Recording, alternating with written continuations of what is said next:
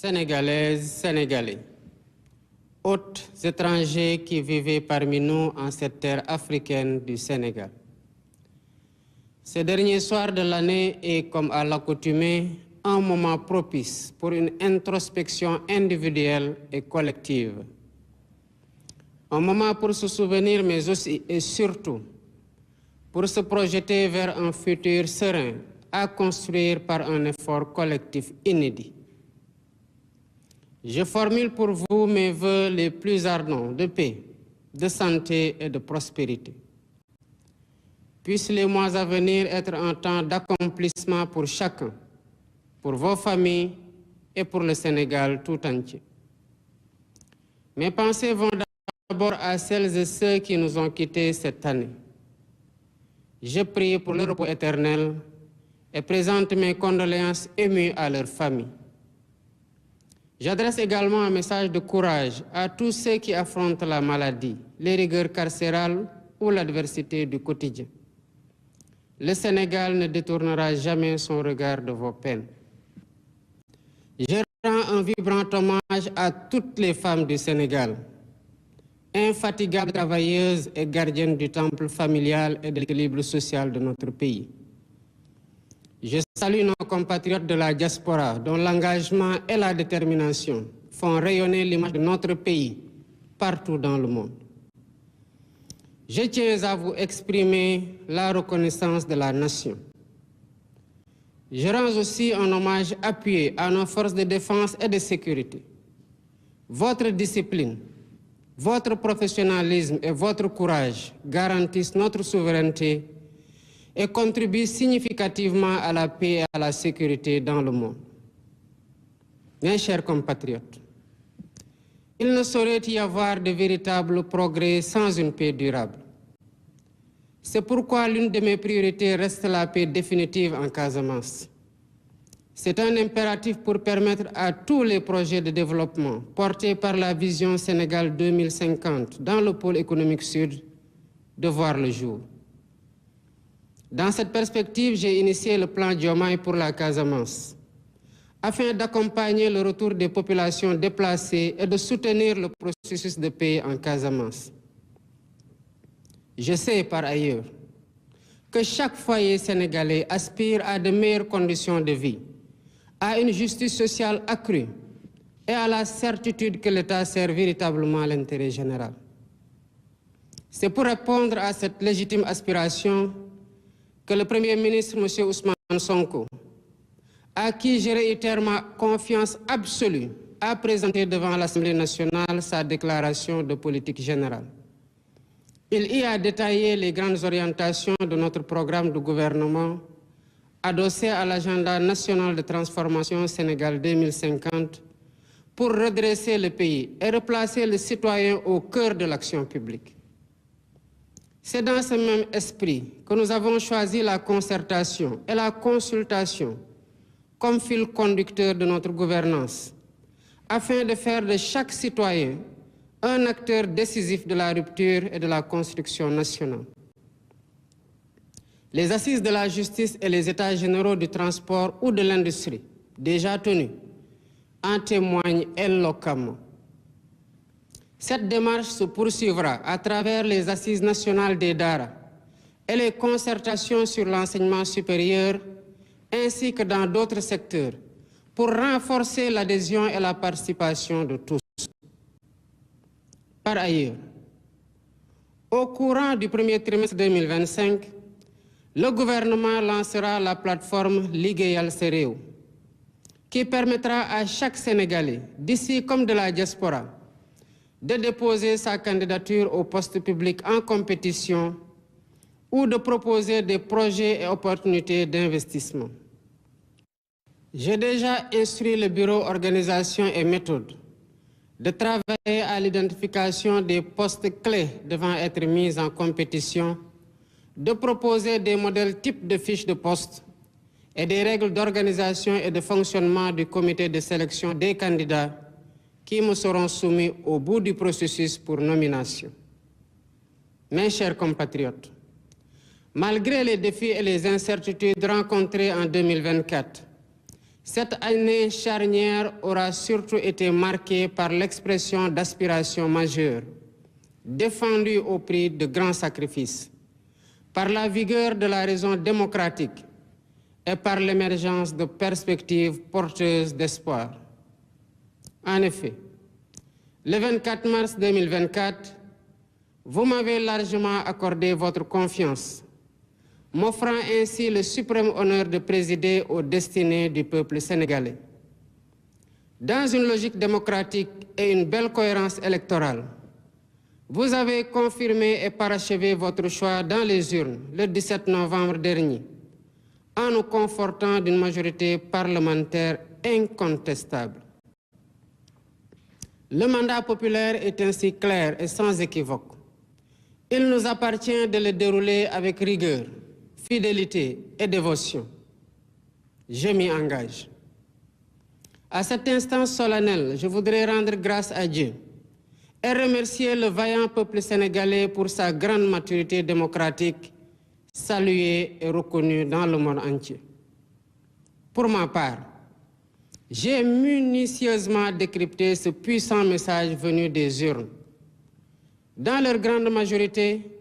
les Sénégalais nous ont prêté les clés pour ouvrir les portes du changement systémique, ainsi que les fenêtres de la transformation nationale, dans la droiture, la probité et l'exemplarité. Djub, Djubal, Djubanti. C'est dans cette logique que j'ai pris un nouveau décret organisant le comité d'orientation stratégique du pétrole et du gaz, COS-Pétrogaz, pour y donner plus de place à l'opposition, à la société civile, aux syndicats et à l'ordre national des experts. J'entends ainsi garantir une exploitation optimale et transparente des ressources pétrolières et gazières au profit de l'économie nationale et des générations actuelles et futures. Toutefois, force est de reconnaître qu'aucun changement, aucune rupture n'est possible dans un environnement de corruption endémique. Si nous voulons le changement, nous devons résolument être prêts à nous réformer nous-mêmes dans nos comportements face aux biens publics et dans notre manière de servir la collectivité. Voilà pourquoi, au-delà de la modification de la loi portant statut général de la fonction publique, 4 lois sur la transparence et la bonne gouvernance seront soumises à la représentation nationale. Elles portent sur la protection des lanceurs d'alerte, la réforme de l'organe de lutte contre la corruption, l'accès à l'information et la déclaration de patrimoine. Concernant la déclaration de patrimoine, elle sera généralisée à tous les agents de la fonction publique sans exception, ainsi qu'à tous les postes électifs ou nominatifs impliquant une gestion budgétaire, quelle qu'en soit l'importance. Les modalités de publicité et de mise à jour des déclarations souscrites seront définies par la loi. Mes chers compatriotes, je suis pleinement conscient des difficultés que les Sénégalais ont traversées ces dernières années. C'est pourquoi, face à la vie chère et malgré une conjoncture économique plus que difficile, dès les premières semaines de mon mandat, le gouvernement a pris des mesures concrètes pour soutenir les producteurs locaux et réduire le prix des denrées de première nécessité. D'un autre côté, les réformes institutionnelles en cours avec la suppression du Conseil économique, social et environnemental et du Haut Conseil des collectivités territoriales se poursuivront au courant de l'année 2025. Le comité restreint que j'ai déjà mis en place pour l'identification des lois et décrets à prendre ou à abroger est à pied d'œuvre pour matérialiser les consensus forts issus des assises de la justice. Par ailleurs, l'inflation notée des partis politiques, favorisée par une application trop laxiste des textes en vigueur, a conduit à une fragmentation excessive et à une inflation préoccupante, préjudiciable à une respiration démocratique de qualité. Dans un avenir proche, des concertations sur notre système politique se tiendront dans le but d'y apporter plus de lisibilité, plus de transparence et de rationalisation. Toutes ces réformes, comme d'autres, vise uniquement à rapprocher l'État des citoyens, à mieux prendre en charge leurs aspirations et à asseoir les bases d'un Sénégal fier de ses valeurs et intransigeant sur sa souveraineté. La diplomatie sénégalaise, fidèle à sa doctrine, continuera à promouvoir les idéaux de paix et de justice, tout en apportant sa solidarité agissante et son soutien actif aux peuples opprimés du monde. Tous les amis du Sénégal seront traités comme des partenaires stratégiques dans le cadre d'une coopération ouverte, diversifiée et décomplexée. D'ores et déjà, j'ai instruit le ministre des Forces armées de proposer une nouvelle doctrine de coopération en matière de défense et de sécurité, impliquant, entre autres conséquences, la fin de toutes les présences militaires de pays étrangers au Sénégal dès 2025. Mes chers compatriotes, prenons le temps de nous regarder dans le miroir de notre histoire et de nos valeurs, pour nous rappeler qui nous sommes, d'où nous venons et où nous aspirons à aller. Au-delà des réformes et des politiques, arrêtons-nous un moment pour évoquer en profondeur ce qui nous unit. Cette exigence d'unité et de fraternité quasi existentielle pour bâtir l'avenir que nous voulons nous rappelle l'importance de cette communion nationale autour de la même flamme de l'espoir, de la solidarité et du vivre ensemble. Dans un esprit d'humilité et de détermination, nous construisons pierre après pierre le Sénégal que nous voulons. Cette œuvre exige la mobilisation de toutes les énergies et s'appuie sur un esprit de solidarité, de tolérance, de don de soi et de dépassement. Des épreuves les plus dures de l'esclavage aux luttes contemporaines pour l'indépendance et la démocratie, en passant par la colonisation, nous avons démontré avec constance une résilience inébranlable. C'est dans cet esprit et par devoir de mémoire, de vérité et de justice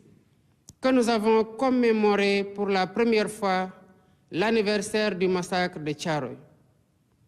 Nous avons voulu d'une part rendre hommage aux victimes et graver leur mémoire dans notre conscience collective. Et d'autre part,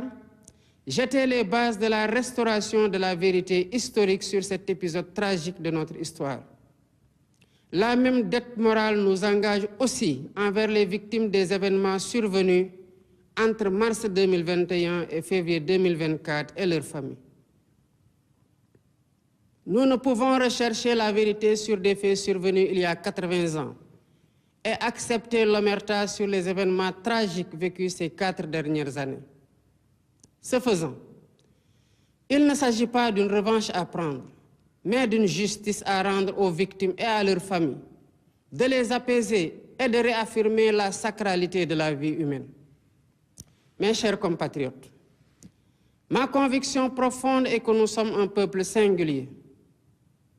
un peuple aux racines profondément ancrées dans la diversité de nos langues, de nos coutumes et de nos valeurs, mais qui a su faire de cette diversité une grande force. Fort de cet héritage, il nous appartient aujourd'hui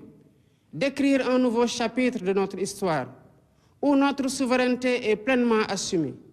notre justice réellement vécue et notre prospérité partagée par tous. Lu ñëpp bokk, ñëpp jot ci. Pour cela, nous devons plus que jamais nous rappeler qui nous sommes et nous revêtir du manteau majestueux hérité de nos devanciers, fait de valeurs précieuses que nous avons pris l'engagement de remettre au cœur de notre projet de société et de promouvoir. En ma qualité de gardien des institutions et garant de l'unité nationale, tout en encourageant l'expression libre, constructive et plurielle des idées, je resterai vigilant et intransigeant face à toutes les menaces sur la paix, la stabilité et notre bien commun. Au demeurant, je garde à l'esprit que nous devons conjuguer fermeté sur les principes et ouverture d'esprit pour préserver l'équilibre de notre démocratie et la cohésion de notre pays. Mes chers compatriotes, Grande est ma préoccupation quant à la montée du communautarisme et des discours de haine qui se propagent parfois dans les médias traditionnels et très souvent dans les réseaux sociaux. Ces dérives nourrissent la division et fragilisent le socle commun que nous avons patiemment édifié. La cohésion sociale et la stabilité qui sont la même de notre nation. Nous devons tous prendre conscience que le Sénégal souverain, juste et prospère que nous travaillons à matérialiser pour le bien de tous, ne verra le jour que dans l'unité. Conscient de ce que nous sommes un peuple en compétition avec les autres, entretenons le culte du travail bien fait et de l'excellence, afin de prouver au monde, par des réalisations concrètes, que le Sénégal a les ressources humaines de qualité pour accomplir de grandes choses.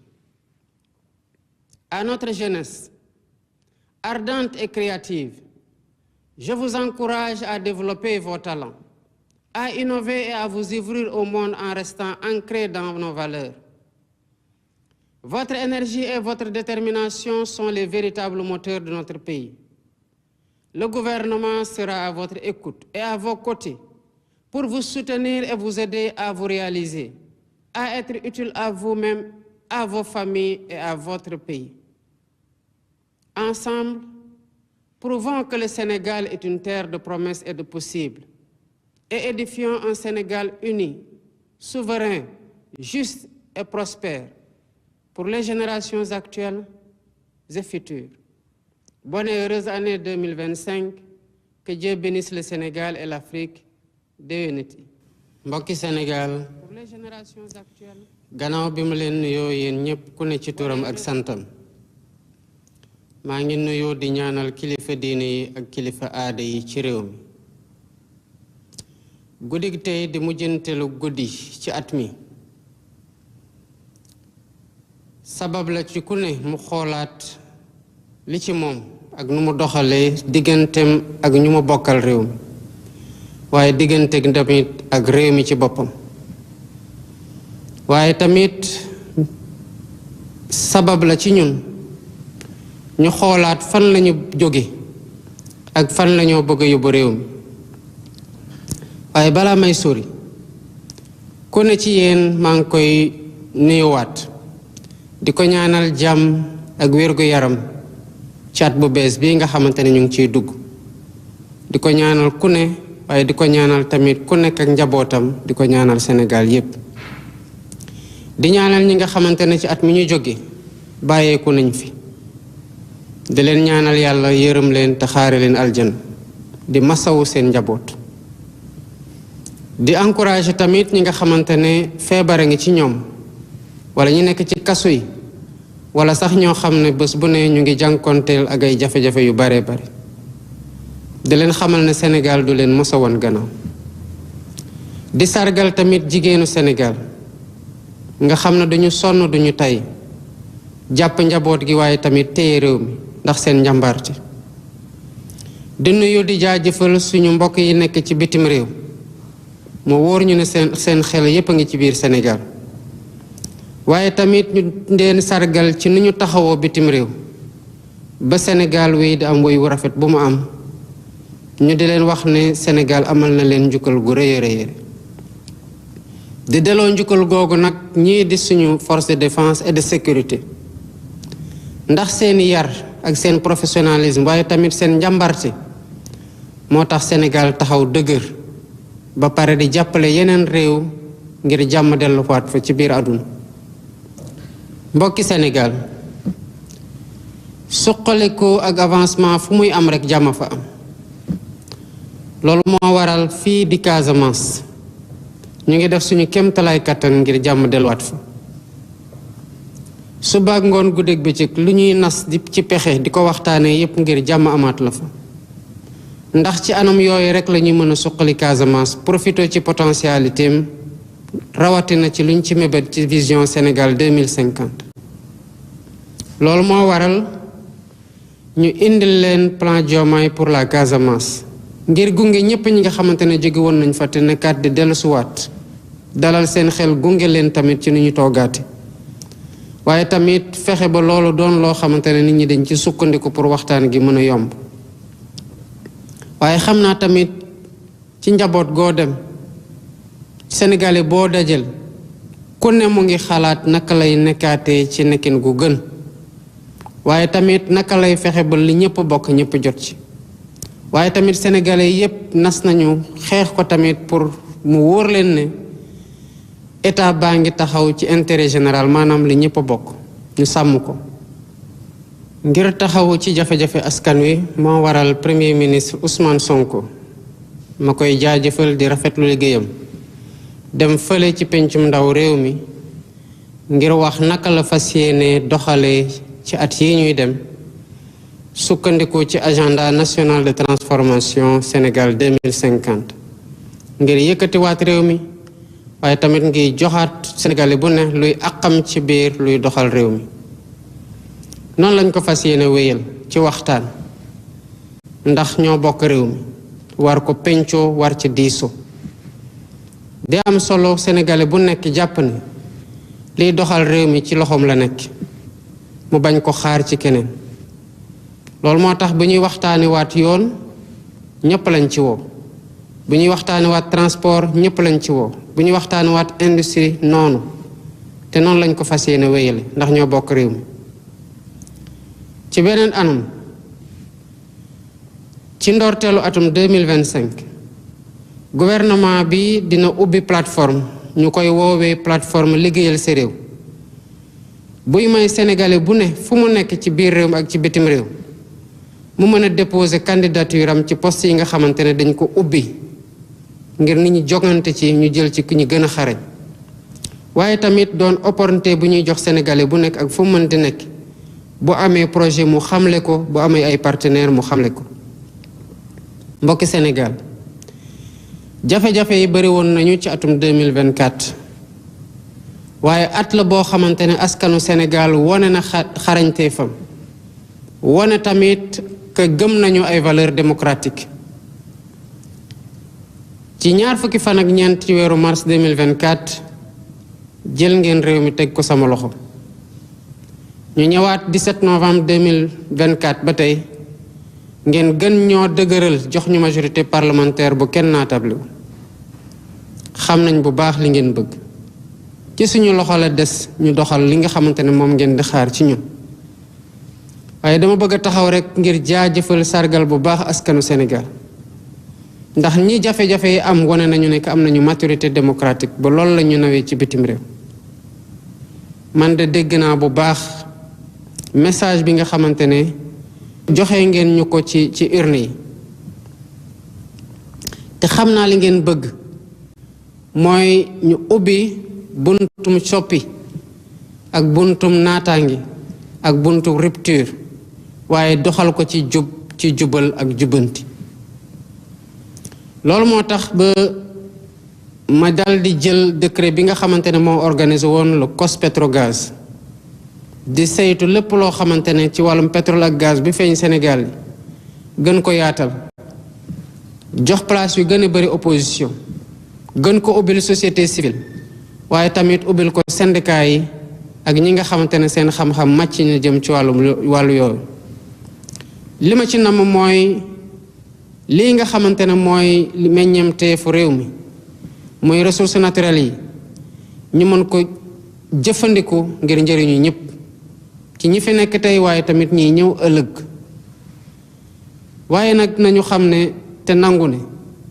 changement ak rupture mënul am ci fenn foo xamante ne guerre daf fa law sax fa dakk bu ñu bëggee changement ku ne ci ñun war na pare ci moom ci boppam changer ci nu muy gisee loo xamante ne dañ ko ndenkaane la te ñëpp bokk ko waaye tamit ci nu muy liggéeyee ci digganteem ak li nga xamante ne moom la ko réew mi dénk loolu moo waral ba ñu taxaw ci modifier loi bi nga xamante ne mooy loi portant statut général de la fonction publique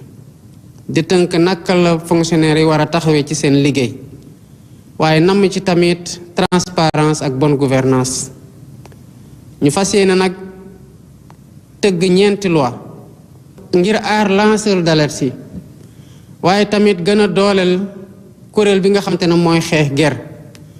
fexe tamit ba citoyen bi fu mu mënti nekk xam lu xew ak ñépp ñi nga xamante ne ñu ngi liggéey ci biir gouvernement bi wala ci fonction publique ñu ne leen ñu yaatal ba ñépp di def seen déclaration de patrimoine muy doon ci agent fonction publique yépp waaye tamit nar a tënk ñépp ñi nga xamante ne dañoo am fonction élective maanaam dañ leen élire wala ñu nommer leen ci fi ñuy gérer budget mbokki Sénégal xam naa ne jafe-jafe yi bari nañu lool ci at yi ñu weesu loolu moo waral bi ma toogee rek daanaka ay semaine rek laa def fexe ba ñu wàññi dund gi gouvernement bi def na ci nag lu mu mën donte jafe-jafe yi bari woon nañu ngir jàppale ñépp ñi nga xam ay béykat yi waaye jàppale tamit yeneen producteurs yi waaye fexe ba sénégalais bu nekk foo nekk nga sentir ne wàññee ko am na ci weneen fànn lépp loo xamante ne jàppoon nañu ne luy yàq xaalis la mel na conseil économique social et environnemental wala conseil des collectivités territoriales ñu seeyal ko ay réformes yu ni mel dinañ ko wéyal ngir gën a jël xaalis boobu dugal ko ci foo xamante ne njëriñ nga fa comité bi nga xamante ne teg naa ko nag gannaaw bu ñu waxtaanee wàllum yoon mu ngi liggéey ngir li nga xamante ne déggoo nañu ci ñu mandargal ko mën ko tamit appliquer mbokki Sénégal bu ngeen seetloo bu ñu waxantee dëgg rek tamit parti politique yi bari nañ Sénégal lool te gis nañu parti politique yu bari li ñu war a wàccoo ak yoon wàccoo wuñu ko yàgg nañu leen ci seetaan nag waaye tamit loolu fokk mu dagg ba ku bëgg samp parti politique nga samp parti politique waaye nag nga wàccoog li la yoon teg muy charte yi nga xamante ne mooy tënk képp koo xamante ne dafa am parti politique waaye duñ ci forcer dara ndax loolu du suñu méthode dinañ waxtaan ak ñépp ngir fexe ba langue politique gi gën a leer ba parti politique bu ci nekk nga nekk ku représenter dara ak kuy liggéey pour éveiller conscience démocratique citoyen yépp réforme yooyu yépp ñuy wax nag lenn rek ko lal mooy naka la ñuy fexee ba nguur gi état gën a jege citoyen bi maay sénégalais bu nekk mën a taxaw tamit ci lay mébédam ngir mën a taxawal tamit samp Sénégal boo xam ne dafa taxaw ngir jëmal boppam dëggal boppam ci fépp foo xamante ne ay réew a ngi fay daje diplomatie sénégalaise am na lu ko baaxee di ko bàkkee mooy liggéey ci fépp ci biir àdduna ngir jàmm mën a sax ci biir àdduna waaye tamit jàppale ñi nga xamante ne dañoo neew doole ñu di leen noot ci ay askan ci biir àdduna bu loolu weesoo nag képp koo xamante ne xarit nga ci biir Sénégal dinañ la jàppee xarit gën a jëflante ak yow waaye tamit ubbeeku ci ñëpp te tamit sàmm seen intérêt au Sénégal loolu moo waral ma diggal ministre des forces armées mu xool naka la sumbeeg waxtaan ñi nga xamante ne seeni militaires yaa ngi ci biir Sénégal te war fii jóge ndax wax te yàlla nag yàgg nañu fi lool te amatuñu liñ fiy def mbokki Sénégal dama leen di woo ngir ñu waxtaanaat xoolaat ñun fu ñu jóge ñun ñooy ñan lan mooy suñu mbaax ak fan lañ bëgg a jëm gannaaw réforme politique yi ak réforme institutionnelle yi dina baax ñu taxaw seetlu tamit li nga xamante ne dañ ko war a sàmm te mooy lu ñu boole askanu Sénégal yàgg naa daj metit ci balaa ñuy dog buumu jaam ci bu ñuy xeex pour am indépendance ci xeex yi mujj rekk pour samp démocratie waaye yàgg nañoo wone ne que askanu Sénégal ay jàmbaar dëgg lañu askanu bañkat lañu loolu moo tax baren gi ñu fas yéene woon te def ko indiwaat anniversaire u massacre Thiaroye 1944 liñ ci namoon mooy sargal ñi nga xamante ne boomoon nañu leen ci Thiaroye waaye tamit delloowaat dëgg bu ñu bëggoon nasaxal ci li xew foofu Thiaroye waaye fokk ñu nangu ne mënuñoo nekk di jéem a leeral loo xamante ne xew na fi juróom ñett fukki at ci gannaaw ba pare fàtte li nga xamante ne barke Dembo Njaay la xew biir Sénégal diggante mars 2021 ak février 2024 ay bakkan yu bari roj fii ci Sénégal ni ñu amalee ñi nga xamante ne ñoo nekkoon Caaroy 44 ñu boom leen juróom-ñett fukki at ci gannaaw pour leeral lépp noonu la ñu amee tamit pour leeralal ñi nga xamante ne boom nañu seen mbokk seeni doom ak seeni xarit. liñ ci ut nag du benn feyeeku ndax dañoo jàppalul kenn dara sax bay feyeeku waaye ñi nga xamante ne loru nañ ci dañoo soxla xam lan moo xew balaa ngay baal da ngay xam kan moo la tooñ te soxla nañu ko seen njaboot soxla nañu ko waaye tamit dafay baax képp kuy politicien kuy toogaat ci biir réew mi mu xam ne bakkanu doomu aadama du lu ñuy fowe. mbokki Sénégal li ma gëm mooy askanu Sénégal askan gu yàlla teral la ndax bari nañ ay làkk yi fa nekk bari nañ ay waasu bari nañ ay xeet bari nañ ay kuréel waaye loolu dañ ci mës a tënk ko doon ci def mu doon doole ci ñun mosul nekk lu ñuy feewale loolu moo tax ba li ñuy donn noonu ci maam yi muy doole ci ñun dañ ko war a sàmm bu baax a baax sukkandiku ci nag pour liggéey loo xamante ne ku ne dinga ci gis sa bopp ba lu ci meññ rek doon lu ñëpp bokk ñëpp jot ci waaye day am solo ñu bañ a fàtte mukk ko ñu doon ak fan lañ jóge jël ci ndono yooyu ci mbaax jël ci ndono yooyu ci jom ci fula ak fayda delloowaat ko ci lépp loo xamante ne moom la ñuy liggéey moo waral ñu woote liggéey ci réew mi ci njub ci jubal ak ci jubanti ci sama responsabilité wu gardien des institutions ak unité nationale donte dinañ fexe ba ku nekk loo xalaat nga mën ko wax muy doon njëriñ ci réew mi wuute sax mën na am réeroo bañ a am nag mooy waral waxtaan am solo waaye bu wuute dem ba doon loo xamante ne dafay faagaagal jàmm ci biir réew mi wala muy yàq loo xamante ne ñun ñëpp ko bokk xam naa ne loolu dina laaj waxtaan lu bari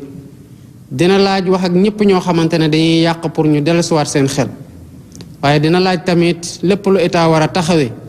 pour sàmm lool nga xamante ne mooy suñu alal muy jàmm ji nekk ci biir réew mi ñu taxaw ci. mbokki Sénégal nañu gën a waxtaanaat bu baax te moytoo lu ñuy féewale yenn saa yi nga dégg ay kàddu ci biir télé mu xawlaa tiital lool wala sax ci réseaux sociaux yi lépp loo xamante ne daf ñuy féewaloo di yàq diggante di yàq mbokkoo nañ ko moytu ndax lu ñu donn noonu balaa ngay xam lu muy jar rek nga ñàkk ko wala nga xool ci askan yi nga xamante ne amatuñ ko. Sénégal bu ñu woote muy Sénégal bu moom boppam Sénégal buy yoon di dox Sénégal bu am naataange ñu ngi koy liggéey bés bu ne ci ay xalaat ci tamit ay jëf yu ñuy teg waaye loolu moo tax ñuy ci woo ñëpp rawatina nag ndaw ñi ay jàmbaar lañu seen xel ñor na te ñaw na ñu ngi leen di wax ne fexe leen ba bu leen dara tegg ci yoon bu baax bi gouvernement bi soxla na leen te yéen a mën a téye réew mi yéen a koy liggéey lépp loo xamante ne war na ci taxawu leen nekk seen wet dinañ ko def ngir ngeen mën a tekki jëriñ seen bopp jëriñ seeni njaboot waaye tamit jëriñ réew mi. mbokki Sénégal dañu xam ne Sénégal dëkk gu yàlla teral la meññeenteef yu bari yàlla baaxee nañu ko waaye tamit jox nañu lu ëpp solo mooy ay nit ñu baax ak ay mag yu baax kon li des mooy ñu booloo mànkoo te liggéey réew mi buñ ko defee Sénégal dina am naataange dina am jàmm maa ngi leen di ñaanal atum 2025 jàmm di leen wax ne yàlla na yàlla sàmm Sénégal te sàmm Afrique déwéniti